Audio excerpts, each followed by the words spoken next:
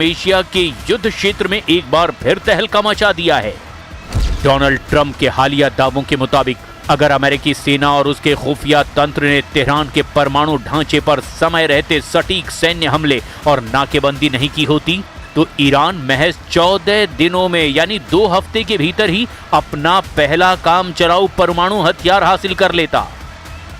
अंतर्राष्ट्रीय परमाणु ऊर्जा एजेंसी और अमेरिकी खुफिया रिपोर्टों के आंकड़ों का हवाला देते हुए ट्रंप ने कहा कि ईरान ने नातांज और फोर्दो के अंडरग्राउंड ठिकानों में यूरेनियम संवर्धन का स्तर 60% से बढ़ाकर 90% यानी वेपन ग्रेड के खतरनाक स्तर तक पहुंचा दिया था। एक परमाणु हथियार तैयार करने के लिए लगभग 25 किलोग्राम 90% तक संवर्धित यूरेनियम की जरूरत होती है। ईरान ने अपनी सुविधाओं में उन्नत IR-6 सेंट्रीफ्यूज की हजारों खेपें तैयार कर रखी है, जो सामान्य सेंट्रीफ्यूज की तुलना में 10 गुना तेजी से यूरेनियम संवर्धित कर सकती है। 2015 के परमाणु समझौते यानी JCPOA के दौरान ईरान का ब्रेकआउट टाइम 12 महीने था, जो अमेरिकी हमलों से ठीक पहले घटकर महज 10 से 14 दिन रह गया था।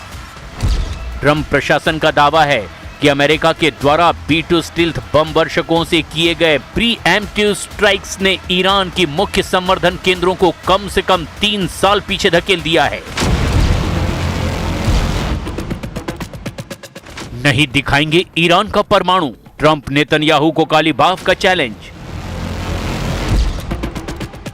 ईरान के परमाणु ठिकानों पर अगर अमेरिका और इजराइल की सीधी पहुंच हो जाती है तो ये वाकई अमेरिका और इजराइल की ईरान पर सीधी जीत साबित करने का बेहतरीन मौका होगा।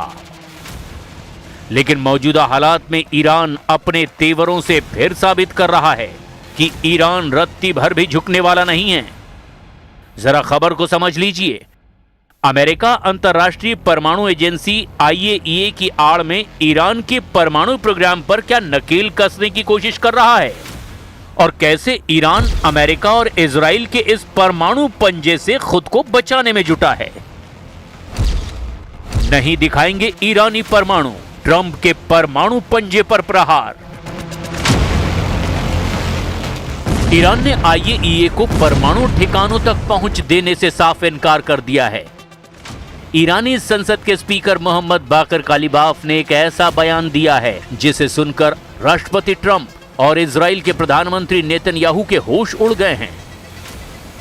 मोहम्मद बाकर कालिबाफ ने तो 2 टूक शब्दों में कह दिया कि ईरानी कानून इस बात की अनुमति ही नहीं देता कि IAEA ईरान के 3 परमाणु ठिकानों का दौरा करें। ईरान के इस्फान, फोर्दो और नातांज परमाणु ठिकाने ईरान के परमाणु कार्यक्रम के मजबूत स्तंभ माने जाते हैं। तीनों तकनीकी रूप से एक दूसरे से जुड़े हुए हैं।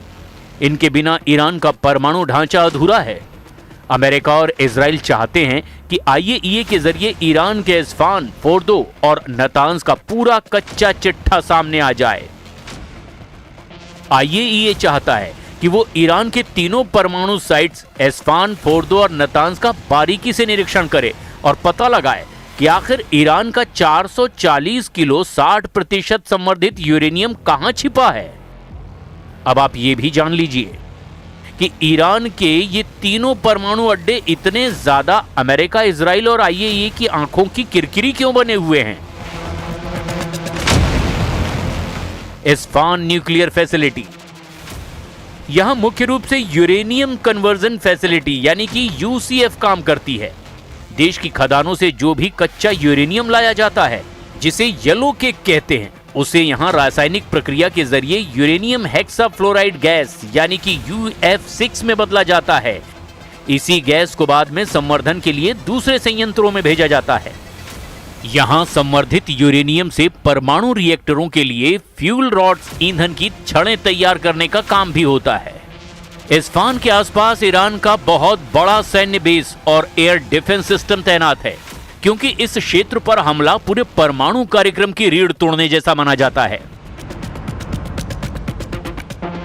फोर्दो न्यूक्लियर फैसिलिटी, ईरान के पवित्र शहर कुम के पास मौजूद ये संयंत्र सुरक्षा के लिहाज से सबसे अभेद और रणनीतिक रूप से सबसे खतरनाक माना जाता है।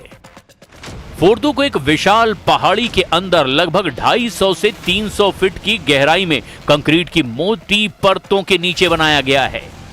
इस बनावट की वजह से इस पर पारंपरिक हवाई हमलों या फिर बड़े बंकर बस्टर बमों का असर होना लगभग नामुमकिन माना जाता है।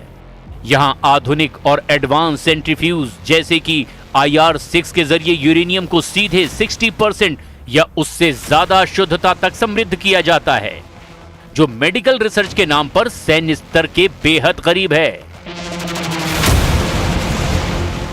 नतांज न्यूक्लियर फैसिलिटी ये ईरान का सबसे बड़ा केंद्रीय और मुख्य यूरेनियम संवर्धन संयंत्र है, जो इस्फान प्रांत के अंतर्गत ही नतांज शहर के पास मौजूद है। नतांज में बड़े पैमाने पर औद्योगिक स्तर पर यूरेनियम संवर्धन होता है। यहां जमीन के ऊपर और जमीन के नीचे विशाल हॉल्स बने हुए हैं, जहां हजारों की संख्या में सेंट्रीफ्यूज 24 घंटे घूमकर गैस को समृद्ध करते हैं। अपनी विशाल क्षमता की वजह से ही संयंत्र हमेशा इजराइल और अमेरिका के निशाने पर रहा है। ما فعلا داریم یک مسیر موقت رو طراحی می‌کنیم که بعد در مراحل بعدی تبدیل به مسیر نهایی بشه. یک کار فنی هست بین متخصصین دو کشور داره انجام میشه. نیروهای مسلح درگیرش هستن. به هر حال اونها صاحب نظر اصلی در این خصوص هستن. ممکن هست که به زودی به نتیجه برسیم ولی इसीलिए ईरान ने दो टूक कहा है कि हाल के हमलों का शिकार हुए अपने परमाणु ठिकानों का निरीक्षण करने के लिए अंतर्राष्ट्रीय परमाणु ऊर्जा एजेंसी के निरीक्षकों को वो अनुमति नहीं देगा।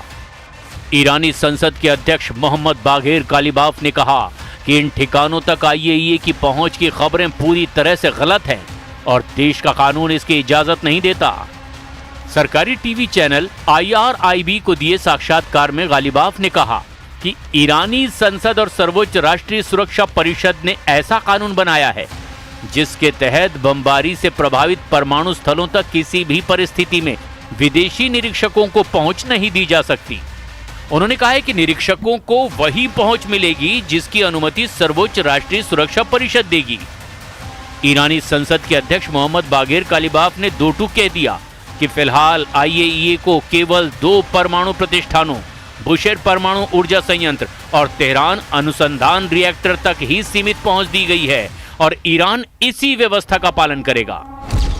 و روشن بگویم تا زمانی که تعهدات آمریکا در تفاهم نامه از جمله رفع محاصره، آزادی اموال بلوکه شده، رفع تحریم نفت، پایان تهدید و عملیات نظامی در همه جبهه‌ها و دیگر شروطی که در تفاهم نامه آمریکا با آن متحد شده است اجرایی. दूसरी तरफ अमेरिकी नौसेना ने पश्चिम एशिया में 250 से ज्यादा दिनों से तैनात विमान वाहक पोत USS अब्राहम लिंकन को वापस बुलाकर उसकी जगह USS जॉर्ज बुश की तैनाती की है, जिसकी पुष्टि रिपोर्ट से हुई। ये कदम अमेरिकी नौसेना के सामने खड़े गंभीर परिचालनगत चुनौतियों और मध्य पूर्व की रणनीतिक प्राथमिकताओं को दोनों को दर्शाता है। USS अब्राहम लिंकन ने बिना किसी रेस्ट के समुद्र में 250 से ज्यादा दिन बिताए, जिसमें लगभग 200 दिन बिना किसी पोर्ट कॉल बंदरगाह पर रुकने के लगातार ऑपरेशनल मोड में रहे हैं। रिपोर्ट्स के मुताबिक लंबे समय तक युद्ध क्षेत्र में रहने की वजह से नौसैनिकों के मनोबल में भारी गिरावट आई और मानसिक तनाव व आत्महत्या की कोशिशों जैसी घटनाएं भी रिपोर्ट की गई हैं। अमेरिकी सीनेटरों और रक्षा मीडिया की रिपोर्ट के मुताबिक पोत पर भोजन की कमी, पीने के पानी की खराबी, प्लम्बिंग की विफलता और डाक के साथ दूसरे पार्सल न पहुंचने जैसी अव्यवस्थाएं भी पैदा हो गई थी। नौसेना के बेड़े का लगातार इस्तेमाल होने से जहाजों की समय पर ओवरहॉलिंग और तकनीकी मरम्मत नहीं हो पा रही थी, जिससे अमेरिकी नौसेना की ओवर स्ट्रेचिंग उजागर हुई। पेंटागन का मुख्य उद्देश्य पश्चिम एशिया और हॉर्मुज के आसपास अपनी सैन्य धाक और ईरान पर दबाव बनाए रखना है। ऐसी स्थिति में अगर ईरान अमेरिका पर और दबाव बनाता है तो स्थिति और ज्यादा खतरनाक हो जाएगी। लेकिन इस वक्त जमीनी हकीकत यह है कि अमेरिका के द्वारा हॉर्मुज पर सीधा नियंत्रण का दावा और ईरान के परमाणु प्रतिष्ठानों पर हमले ने पूरे मध्य पूर्व को एक अनिश्चित दौर में धकेल दिया है। तेहरान ने इस घेराबंदी को अवैध करार दिया है, जबकि अमेरिकी इकोनॉमिक D-Day के जरिए ईरान पर लगातार वित्तीय और कूटनीतिक शिकंजा कसा जा रहा है। लेकिन ईरान के तेवर साबित कर रहे हैं।